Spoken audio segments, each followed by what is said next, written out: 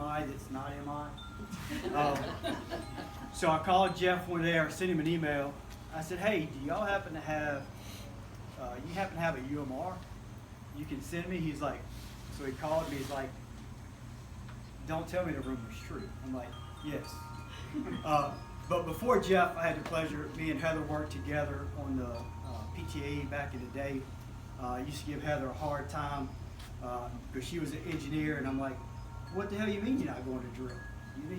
You're an E6, you don't have nothing this weekend. She's like, I'm not driving all the way up to Monroe or wherever the hell it was. But coming over there and working with Jeff, probably about the first or second drill, I go in, everybody had left. Jeff was like, you're a pain in the ass. So I pulled out my phone. He's like, what are you doing? I was like, mission 1, done. I'm like, no, that's it. But Jeff was always one of those, kind of helped me understand. He was very helpful. First trip to Bullis, which my first AT there, I had to backfill as a battalion sergeant major because, hey, Sergeant Major Como got pulled to JRTC or whatever.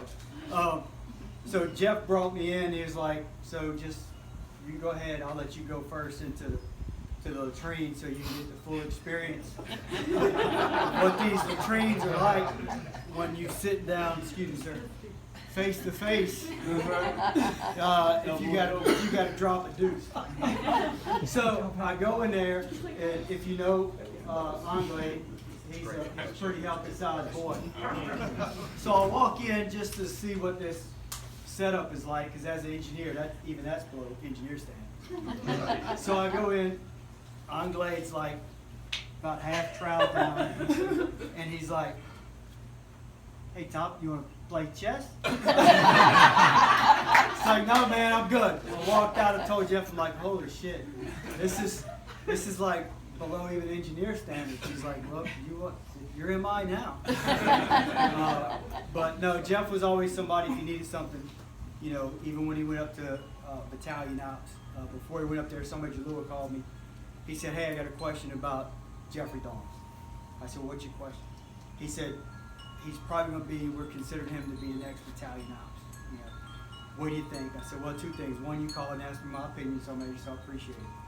And 2, as long as Jeff listens, and if he gets into a bind, he looks around at people that can help him and not just be the person that always helps somebody, he'll be fine. And I think Jeff did a great job. Because in the 415th, people just assume 415th MI, but they leave off the other pain in the asses. Sorry if you're in maintenance, sorry if you're in 756, and sorry if you're in Bravo 136, because you're all pain in their asses. So, and sorry, Kel, because when Jeff told me he was retiring, I was like, well, when they advertise this position, I don't think it needs to be an MI person because all this other bullshit you got to deal with. And I'm sorry that's where you ended up. But no, we come over here sometimes hanging out with Jeff and Heather. We came over for Heather's birthday. My wife did a cake for Heather's birthday, and he was just, happy to look at you. And I'm like, so what's next? He's like, well, I didn't get into PA school, so I got my retirement. I got my VA comp.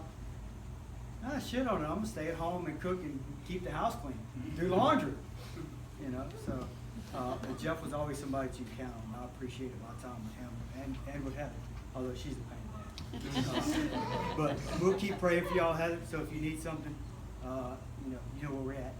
So thank you.